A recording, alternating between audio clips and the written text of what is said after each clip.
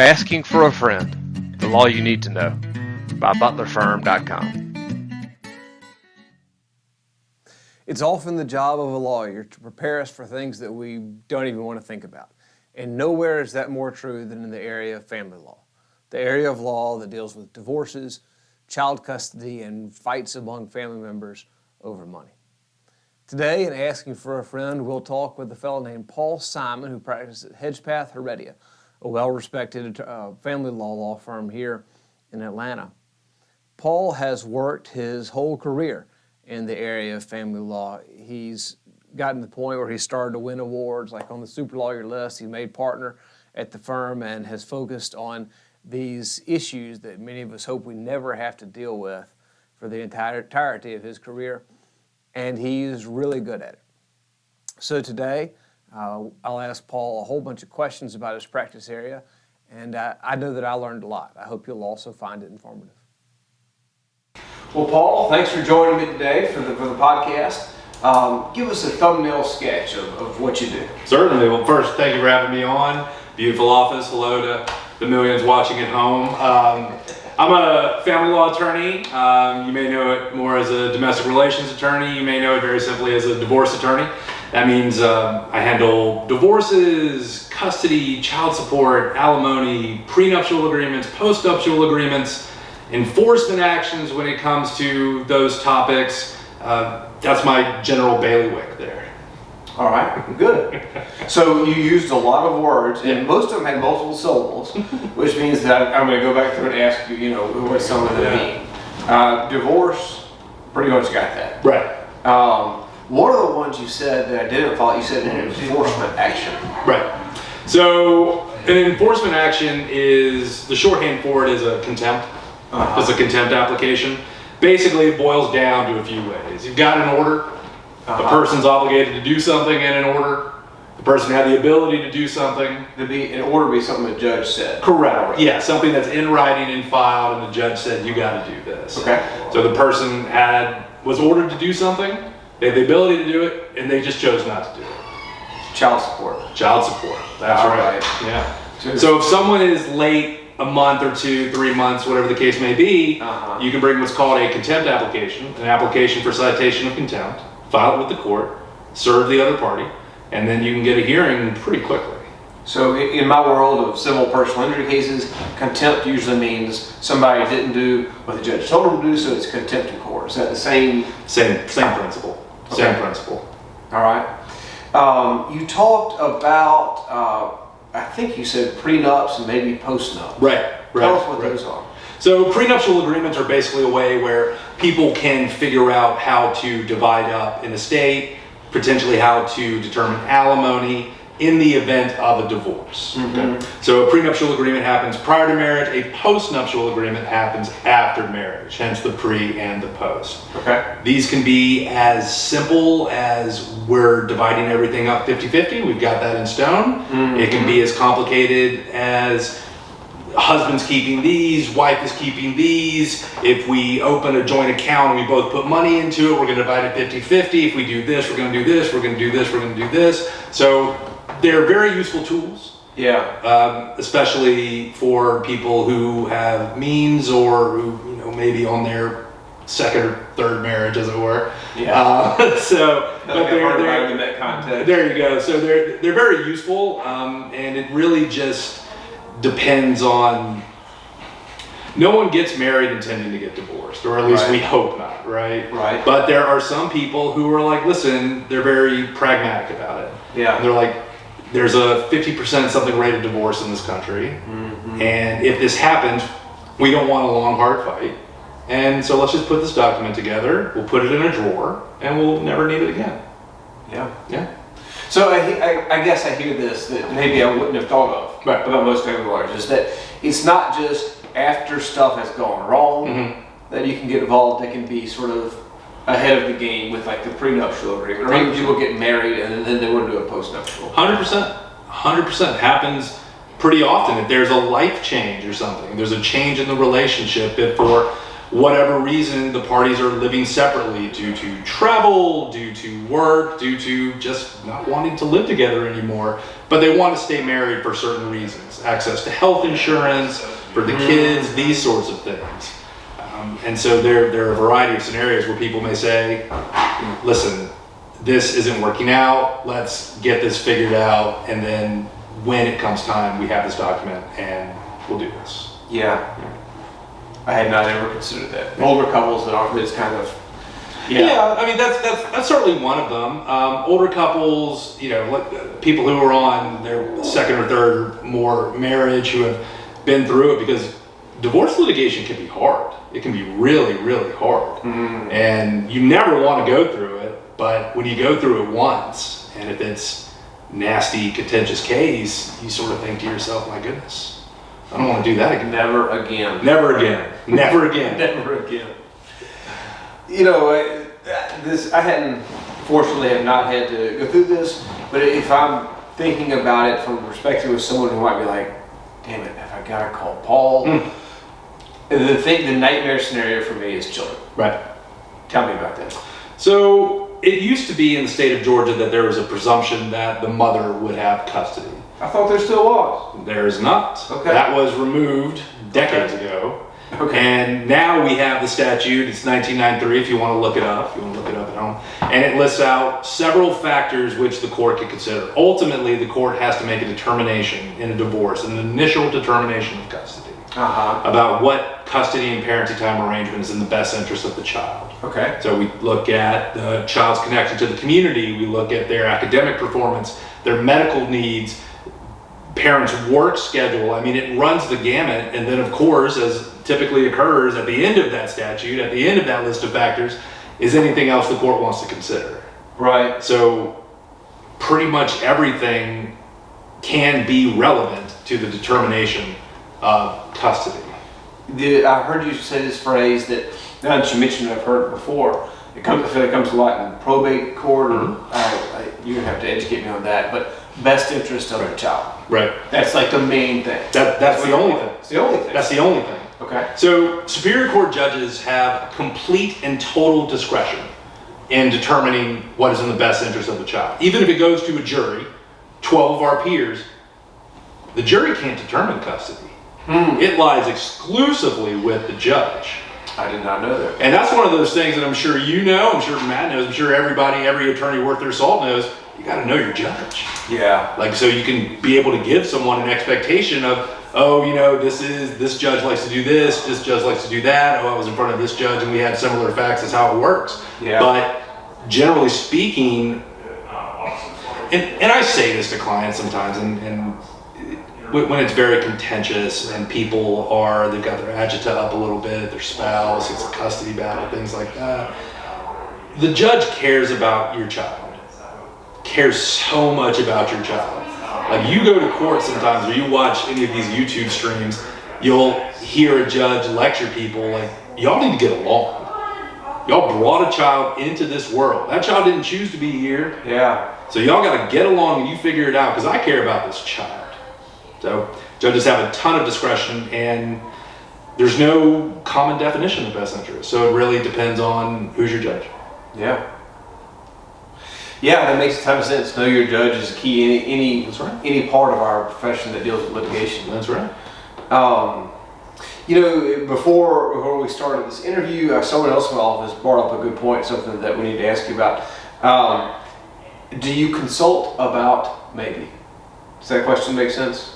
Not yet, I can see. Maybe it will. So, yeah. You like that?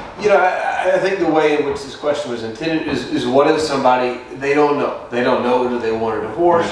They don't know that they not. They don't know what's going to happen if they ask for it. Can they call you and be like, Paul, if I were to do this, and I don't want to, but if I did, what would happen? Absolutely. I mean, you know this. Litigation is maybe. You can't predict an outcome. Is what? Litigation is maybe. Yeah. You can't predict an outcome. You can give them a good idea. So if someone calls up and says, I'm thinking about divorce, I don't really understand it, I've been on the internet and I'm reading these things, absolutely. You talk through it. I mean, attorneys, we're here to advise and counsel. Mm-hmm. There are infinite scenarios, but I can give you a pretty good idea of what to expect. For example, if you have a spouse that works all the time, travels all the time. The other spouse is at home taking care of the kids, making sure they get to school, making sure they get to doctor's appointments, things like that. And the other spouse comes home, they spend time with the kids, kiss, dinner, go to bed. There's a pretty realistic chance that the spouse that's doing most of the heavy lifting there is going to be the primary physical custodian. Yeah, and that's just a matter of, meaning they have custody of the kids. Correct. They have that. They would have the children most of the time, and the other parent would have parenting time. Not because the spouse is a bad parent, but because that's interest. Best interest. That's like right. We talked about. That's the relationship. That's been the relationship. That's the way it works. You know, and the thing about it is, parents are allowed to come up with their own agreement. I tell clients all the time that you are always going to know your family better than the judge will.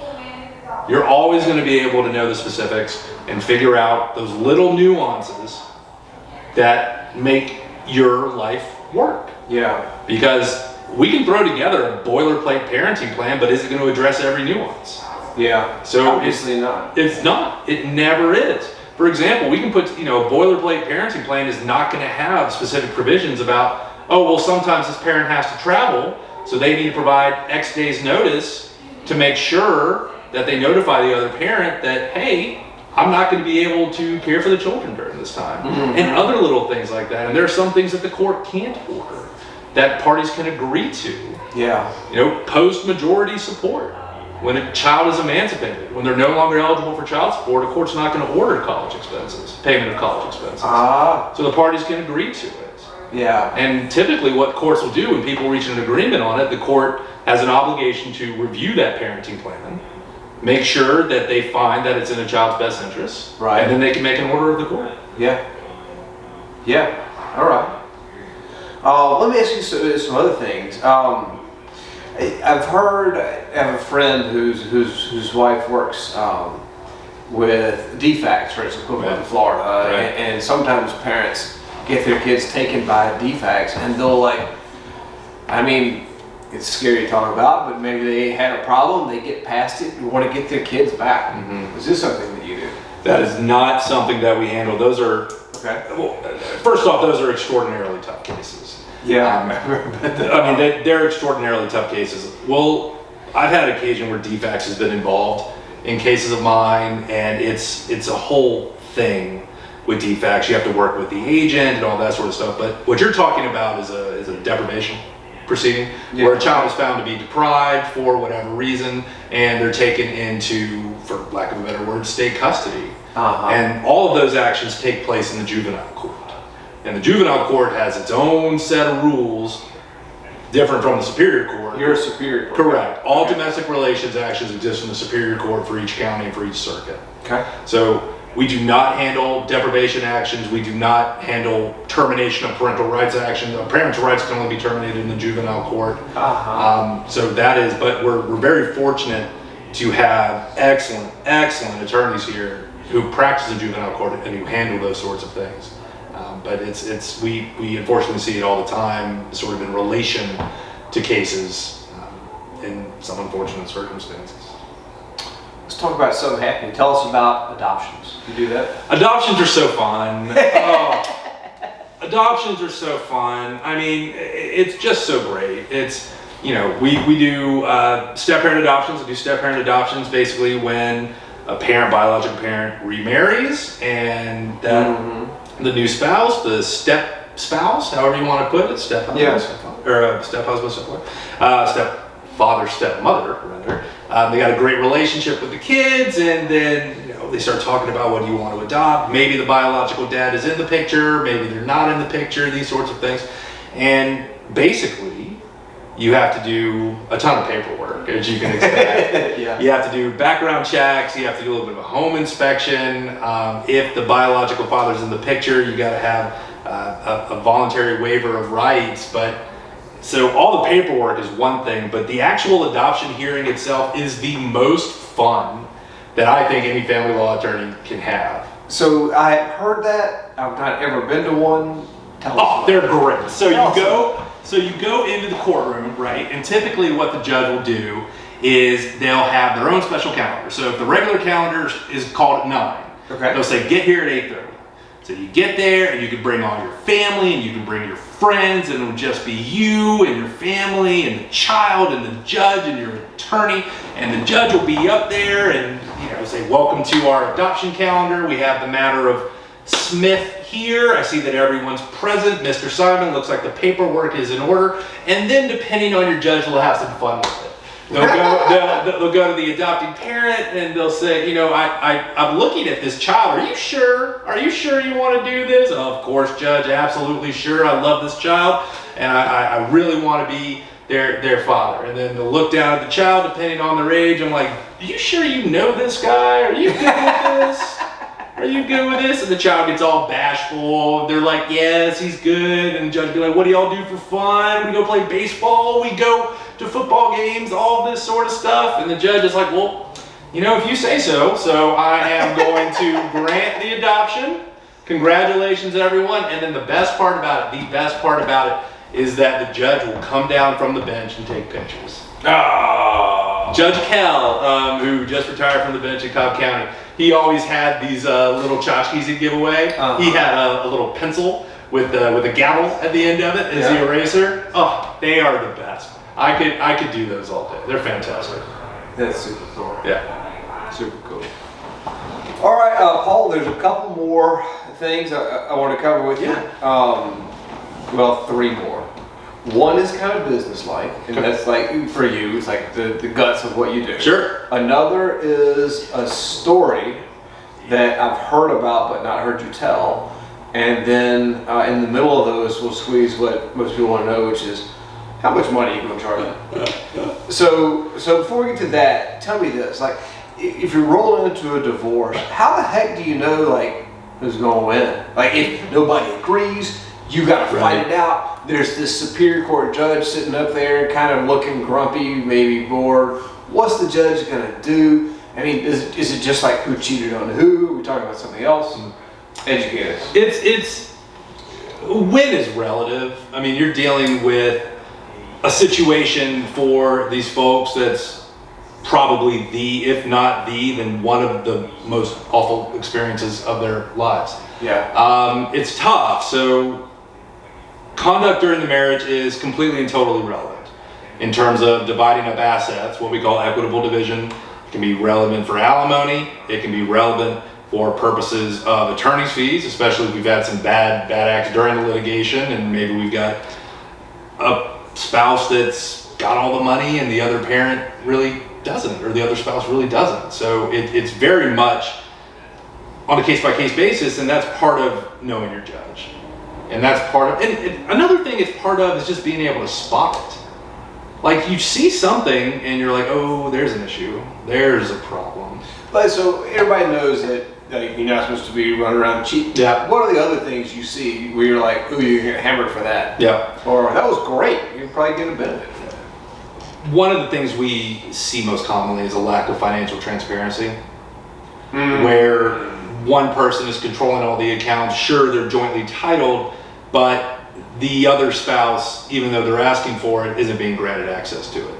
Yeah. Why do you care? What are you worried about? We're set. Don't worry about it. They don't know what things cost. They don't know whose name is on the mortgage. They don't know how much debt the family has. They don't know how many credit cards they have in their own name. These sorts of things. That's one thing we see all the time. And then generally lying. Just lying. Yeah. Lying about your whereabouts. Lying about who you were with. Lying about where you were. These sorts of things. It's once that honesty starts breaking down, once that communication and honesty really start breaking down, that's when the trouble starts. You know what, man? And that is going to be the fourth question. Paul Simon's keys to a happy marriage are at least not totally fucking it up. I don't know if I'm allowed to cuss. Wait, it's my podcast. It's your podcast. I think you can do what you want. I guess so. But anyway, hit it. To not messing up a marriage? Yeah. Gosh.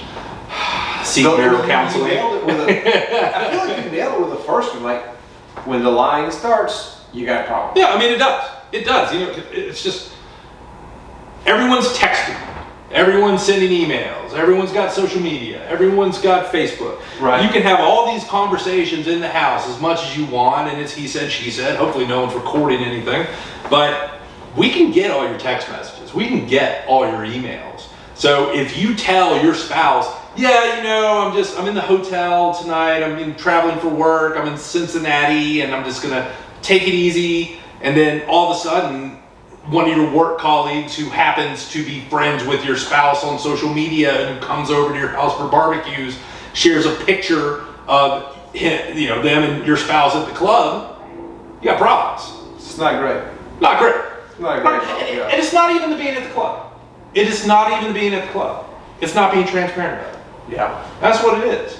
Because it's the deceit and the manipulation of it. That's where it starts. That's where it starts. Okay. So, advice for a happy marriage: don't lie. All right. So that's that, and now we got to money. Yeah. If I got to hire you, how bad is it gonna hurt? I know you ain't cheap. You got a fancy jacket on. You talk pretty. I talk pretty. I literally got this from a thrift store in Mountain Brook, Alabama. So say what you will about Mountain Brook. That was good. Maybe I'll go. So that's always a question. That's a question we always get. Yeah. How much is this going to cost? And the answer is I don't know. I can't tell you. What I can tell you is my hourly rate, $3.75 per hour. Retainer agreements. It really depends on the case. I mean, if it's a simple uncontested case, uncontested meaning we've got everything figured out, we just need an attorney to put together the documents. Here you go. It can be $2,500, and if it gets really complicated, it can go up from there. But it's one of those things where it's expensive, and I'm never. One of the ways that I look at this, as lawyers, is we're there to advise and counsel, right? I'm never going to tell a client something just to get money out of their pocket. I think that's a bad business practice. I think it's bad for your reputation, and word gets around. This is, it's Atlanta, but this is a small legal community here. Yeah, amen to that. Right. So, I'm always going to give somebody options. Like, look, here are your options. Here's what I think the best option is, and here's an estimate of what it's going to take time-wise. So, what a divorce costs, it depends, but it's directly related to how contentious you want it to be.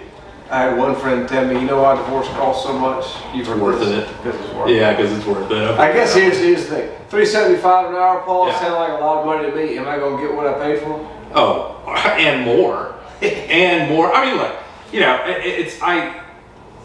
I may be too type A about my cases because it's a business. Everyone's you're a professional, you're advising, you're counseling, you don't mix your personal feelings, but at the same time, these people are trusting you. These people are trusting you to give them objective, good counsel, and they're paying you a handsome penny for it. And so it starts from the top down. So we have fantastic paralegals at the firm who handle a lot of that paperwork, and I'm always there, and I'm always available. Rate, that's good for your client because their hourly rate is $200 an hour. Their hourly rate is $200 per hour. They'll handle all the paperwork, gathering documents, drafting discovery, these sorts of things, and I always have my eye on two things financially when it comes down to it. First, the bottom line. How much does the client want to spend in terms of getting a divorce? And then how can we best position ourselves in the unfortunate event we go to trial to get an award of attorney's fees? Yeah. Always keep an eye on So the other person has to pay them and not your client? Correct. That's right.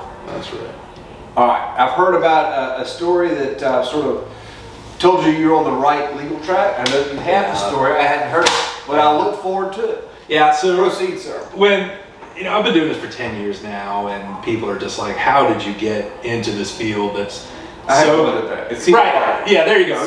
It's hard. I mean, that's part of what attracts me to it. And they're like, "How did you get into this field that's so contentious and so personal and so emotional? And how do you compartmentalize it?"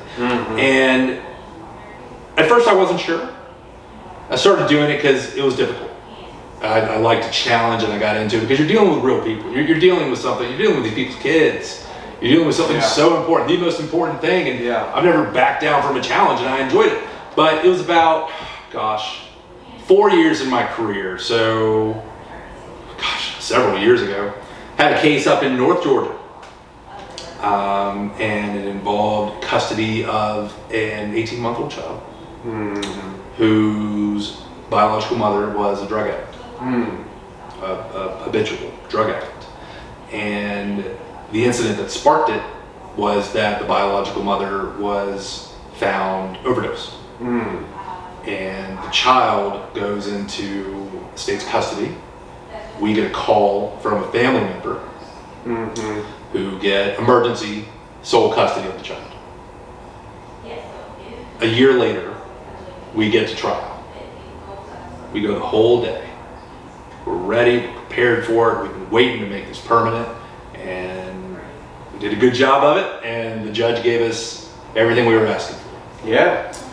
And so we walk out of the courthouse, and big hugs. It was myself and Hannibal Heredia, who's our managing partner.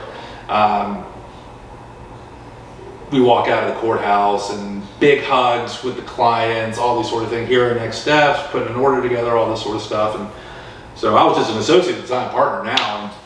And I remember, they walked off, and I'm standing there with Hannibal, and we're just sort of talking about, what do we need to do next, all this sort of stuff, some nuances, things like that. And I remember just stopping, and we're dog tired.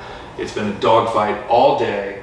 And I remember just sort of feeling a rush, and I looked at Hannibal. I'm like, you know what? That was cool. I get the butterflies just thinking about it, because that was really the first moment where I was like, wow. A right thing happened. Well, right. It would not have happened. Really made a difference. And what's great about it, Jeff? What's great about it is that the clients still send us pictures of the kid. I mean, so you're watching the kid grow up. It is just ongoing proof that was the right outcome. That was the right thing that happened. And it gives me chills to this day, because it meant, that case meant and means so much to me. Yeah. Because my goodness, that was unequivocally a good thing. Thanks for talking How's about that for a story? Thanks, Jim. Appreciate it. Thanks for joining us on Asking for a Friend, the law you need to know. Find us online at www.butlerfirm.com.